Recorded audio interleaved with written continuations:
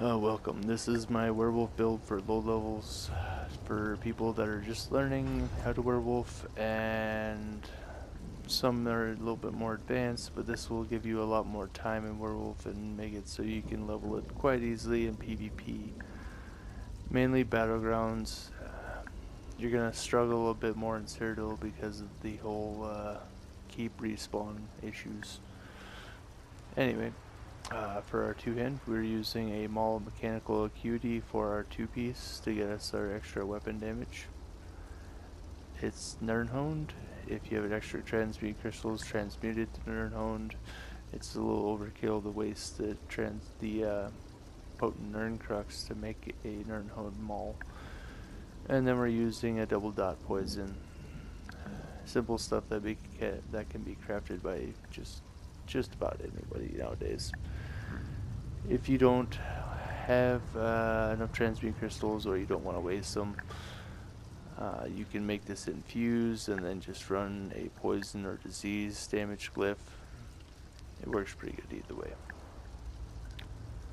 On the back bar, we're using a decisive bow of Orgrim scales for a little bit extra health recovery.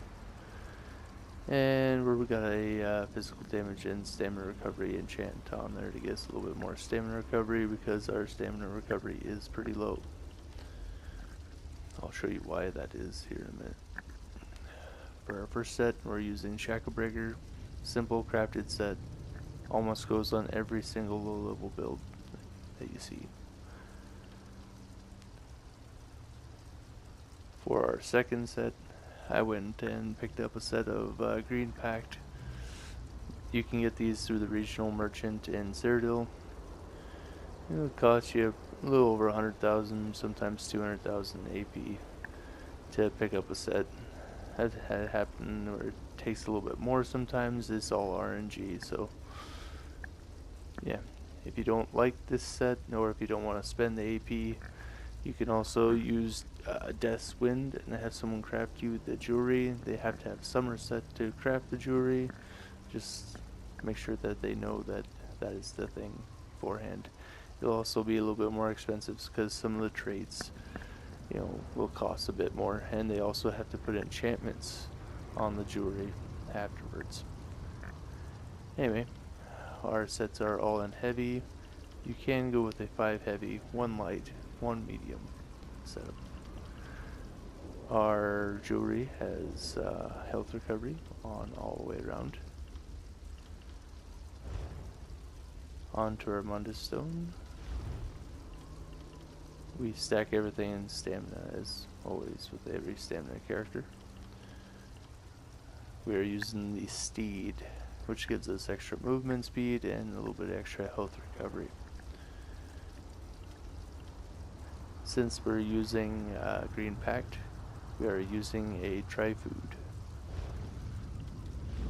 You can have somebody craft them, or you can just use the Crown Fortifying Meals. There's also this type of food. This counts as a food, but is extremely expensive. If you use Dubious Camoran Throne, that will not work with the Green Pact.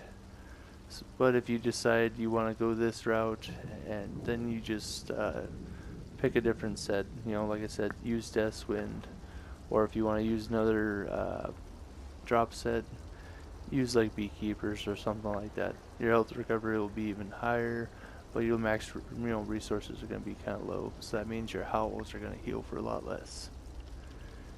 And of course, I said I was using my Tri-Food, which is right here. Alright, let's see.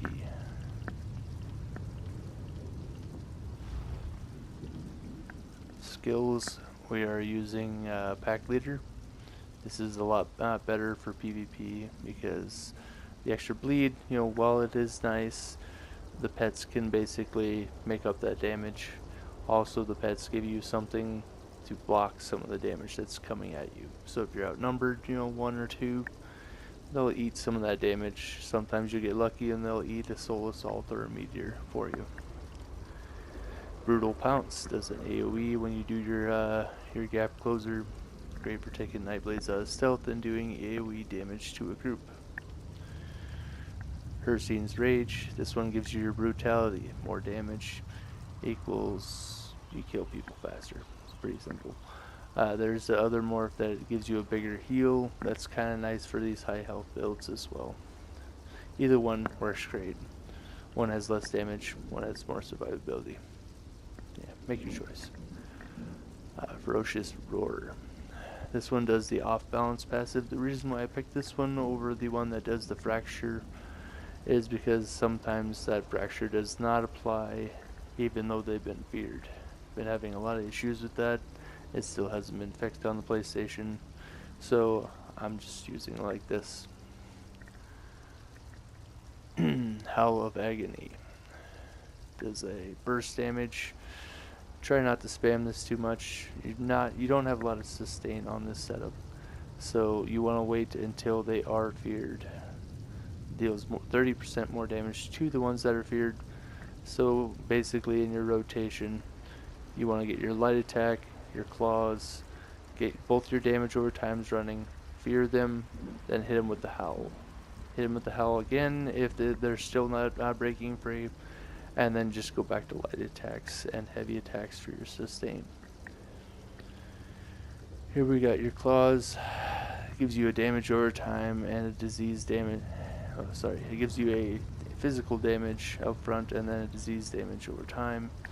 And then it does Major Defile for 4 seconds, which the disease damage can also proc a Defile from your the stationary disease damage status effect.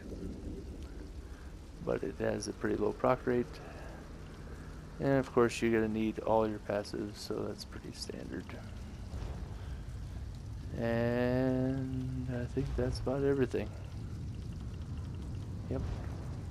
Alright, I'll get you guys some game footage here in a few minutes.